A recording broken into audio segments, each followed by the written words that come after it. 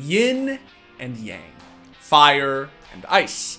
Every force in life has its opposite. And in the world of CSGO, there are no two forces more important than patience and aggression. Because it takes so long for the Caesar to be ready. Oh, James, this is so good. What is this? Oh my god! Three, oh my god, no, and ridiculous! To peak or not to peak. To cyka blyat rush B, my friends, or run a so-called default. These questions have been at the forefront of Counter-Strike philosophy since 1.6. And yet, as with all opposites, this tension isn't just complementary. It's the key to success. And now Tessus is put into action, and he's boosted up. They have no idea. He can hold the trigger. He can just chill. He's going to get both kills for free, and they think the bomb site is clear. Tessus has them all fooled, and there it is. And at one point in time, there were no two players that contrasted one another more than a certain CIS duo. By now, there is a very good chance that you've at least heard of Jame, since in addition to being a major winner, his infamous saves have been memed upon by the community for quite some time. 10 seconds to plant the bomb and Jame is alone, coming in from a short position. Tarik just needs to hide. Molotov to force him forward. But he's gone beyond the angle, 1 second, and there is the win by timeout.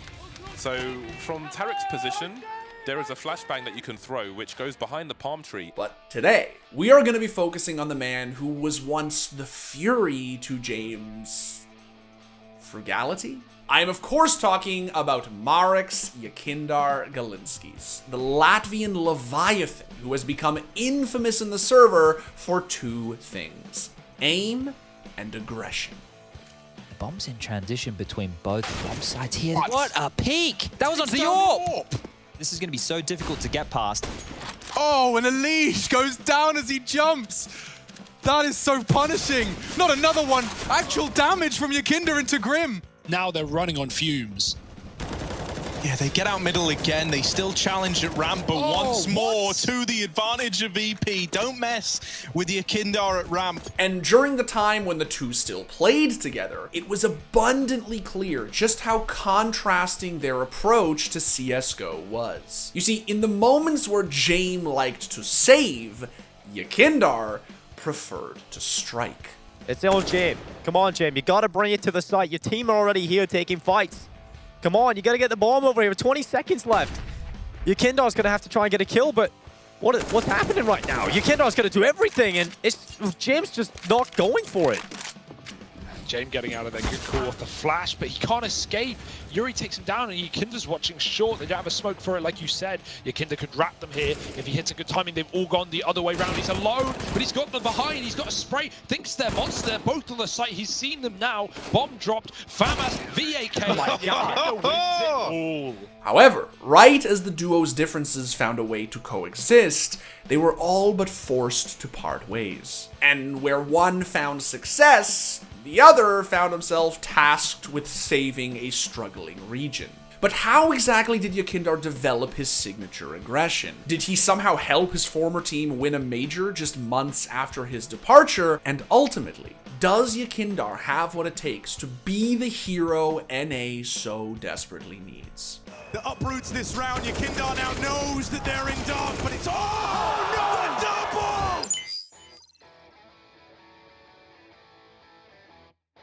Very quickly, before we get into today's offbeat, I just wanted to remind you all that we have merch. Head over to shop.thescore.com and check out the sea of super cool hoodies and t-shirts that we have in tons of different colors. They're super comfortable. I wear them all the time.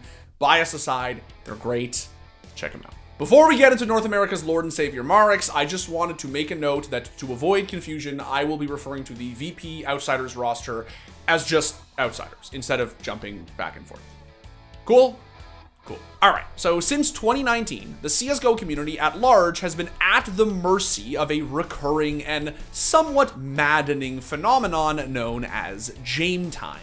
You see, Jame is the AWPer and IGL for CIS powerhouse Outsiders, and, well, as it turns out, he really, really likes his AWP. So much so that he has a propensity for saving it whenever the odds seem even remotely out of his favor. Maybe not. I'm Jame. Oh, but it's Jame. All right, never mind. Yep, my time's done. Thank you, Jame. Another great opportunity to the AWP. Well done. And Jane of meme fame, everyone. They're just trying to see if they can pull the rotations. The bomb eventually is going to be going out towards that B site. It's taking so much time. Yeah, they're just saving it. I guess because they weren't able to find a frag. No mistakes really got pulled in the rotations. They just hold on to their weapons. But today's subject has never been called boring. That's because Yekindar isn't your stoic to the point of being dull CIS Counter-Strike pro. He is a balls-to-the-wall, Ferrari-peaking entry fragger who's been able to find success in spite of his former roster's infamous passivity. The 5-on-2 is game, but what can Yekindar do here? Incredible sprays! 4K! Yekindar just found Perfecto, and suddenly we're in trouble. Street Electronic, only one alive. Yekindar stands tall for Virtus.pro. It's a great weapon to have on your team. I'm not talking about the gun, I'm talking about this individual on your screen right here. But to understand how he went from being one of the CIS's greatest talents to Team Liquid's last hope, we need to find out where the hell this beautiful bastard came from. Yekindar hails from Latvia, plays on 69 because he's a GigaChad, and being that he was born in 1999 is also a certified Zoomer, which may or may not explain his playstyle. And unlike most other pros around his age, Yekindar's first love wasn't 24-hour Dust 2 servers. It was Taekwondo. At first I was like, no, I don't want to go, mom, you know, and everything like that. But then afterwards, when I actually started, when I became older, right, because I started when I was like 12 or 11.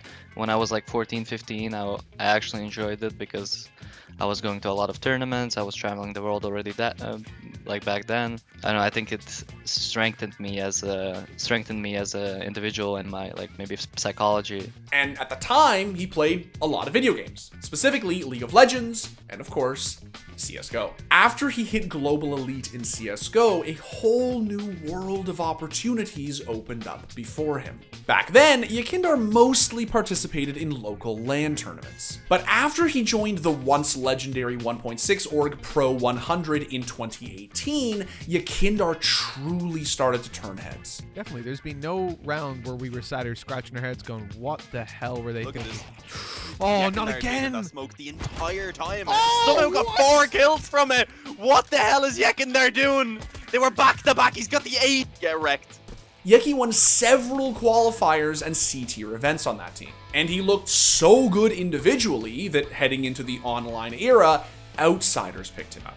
Outsiders needed, well, a kick in the pants. And Yekindar looked like just the man to revitalize their stagnant playstyle.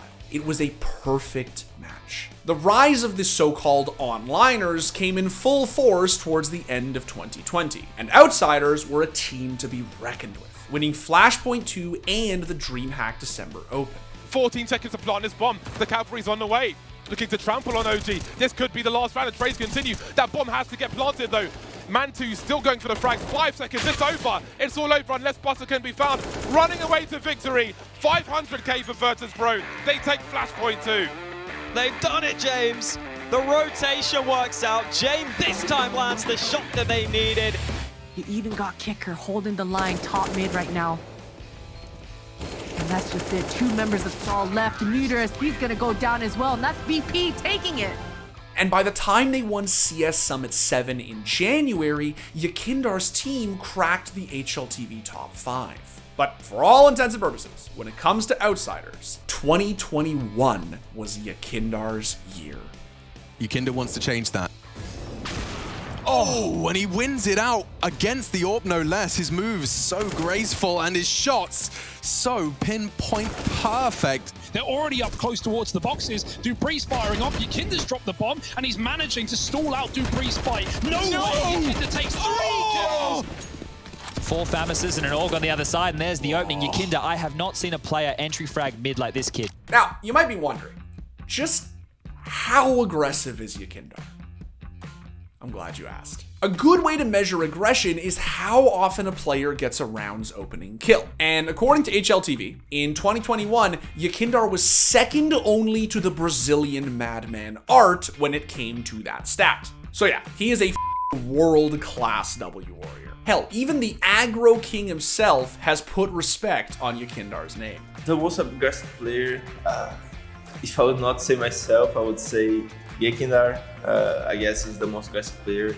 That's not an opera as well. It's very rare to find in the game. Usually the aggressive players are alpers as well. But the thing about Yekindar is that he recognizes that effective aggression isn't just about predictably pushing smokes and wildly peeking corners. Sometimes it can all come down to good positioning. E2 though, they could have bought AKs, but they want the SMGs for the fast play. Yekindar shuts them down. Quad kill on the ramp. Of course, what makes this also mind-boggling is that of all the rosters he could have ended up on, this dude ended up on James. While the two are clearly polar opposites, Yekindar has said repeatedly that he deeply respects James' approach to CSGO, and that it gave him the freedom to play as wildly as he wants. When you have me, for example, I have my own ambitions, and I'm willing to do some things, and if the team doesn't allow me to do it, then it's gonna be bad. But since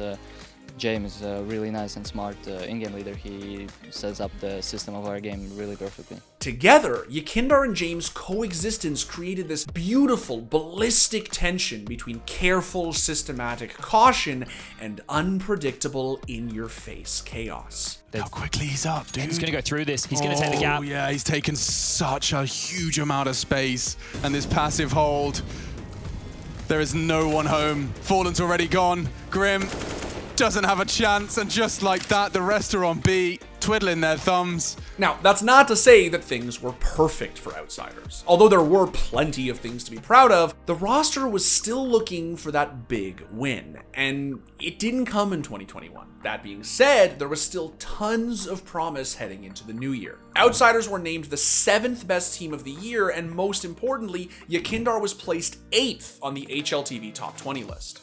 Yekindar was the real deal, and his team was one to watch. He's going to be first point of contact. Does he know? He does. Molotov to flush him out. He's going to be forced out of his position, but a smoke comes in from his teammate, and it is going to be Kicker with a double, and Art left alone in a 1v3. There's nothing he can do, Dinko, and that is going to be it. And Virtus.pro take the championship here. The install challenger 48. They're able to take them down. But that's where his story with Jame ends, because the Russian invasion of Ukraine flipped the world of CSGO on its head, and Yekindar found himself between a rock and a hard place. Since he wasn't Russian himself and happened to be fluent in English, Yekindar had immediate opportunities to play with international rosters that his teammates likely wouldn't have had a spot on. He had to make the decision to put his future first. By July, Yekindar got picked up by North America's flagship CSGO org, a roster and region in desperate need of a spiritual awakening. And while there were the expected growing pains, Yekindar's firepower was felt almost immediately. So he's being as smart as he can. He knows he has to close the distance. He knows he has to get to the diffuser. That's the bigger issue. He's got the shot, but does he have the time? He's gonna get there. Oh my God, he just barely gets there in time. Yekindar playing a divider with that deagle. Oh, he gets the headshot. Needs more. He's got another. Mass. Oh, no way. The good amount of utility damage. Breeze comes in with a nice clean headshot. And Yekindar, okay, that's 4. The ace is his. Oh my God, he's back. But while North America rejoiced and heralded Yekindar as the second coming, something miraculous happened with his former roster. The loss of Yekindar on Outsiders was devastating, to say the least. But in his absence, the roster picked up 2 young guns. They had nutty aim and fierce aggression that more than made up for their lack of experience, just like Yekindar once had. And while Liquid faltered at the Rio Major, Yekindar's old teammates found a rhythm so flawless, it led to one of the most convincing wins in Major history. United as Outsiders and crowned your champions of IEM Rio 2022! Now, in the aftermath, Yekindar congratulated his old team, but as an added consolation, I I don't think it's a stretch to say that Yeki played some very small part in that victory. Without Yekindar's past influence, they never would have first discovered that X factor. Jame's big brain and pensive playstyle needed that opposing force to keep him in check. Now, Yekindar shouldn't be credited for outsider success, and definitely has his work cut out for him on Liquid. But if any player can restore this org and region to its former glory, it's this guy. Liquid is objectively a much better team now than they were before the Latvians' arrival, and the numbers don't lie. This kid is one of the most menacing fraggers in the world right now. It also finally feels like Liquid is finding consistency and confidence in the clutch, something they've lacked for quite some time. Daewoo tries to move back in. Oh! Feels like he can't set a foot wrong, just holds the angle and they come to him. Tears through the Liquid ranks. And OC finished off to close. 3 in the round from OC. Liquid have got to finish what he started. And it's Daewoo the man to beat. Ducks out, but Yekindar chases him down. Trying to take it over the line, trying to win this in OT. Enough with that swing. Liquid complete the comeback. 12 rounds in a row, a 13-2 half. Only one question remains. Can Liquid wholeheartedly adopt the philosophy of throwing caution to the wind and truly holding down that W key? Because one thing is for certain, Yekindar isn't changing anything about his playstyle for anyone anytime soon. And by God, he shouldn't have to. Carrigan, not in a too shabby a position. Looks to his right, dead from his left. Nitro and OC making it down to Brokey, and they've done it! Liquid make it to the Spodek, and FaZe go home. Fuck, we're not bitches, man.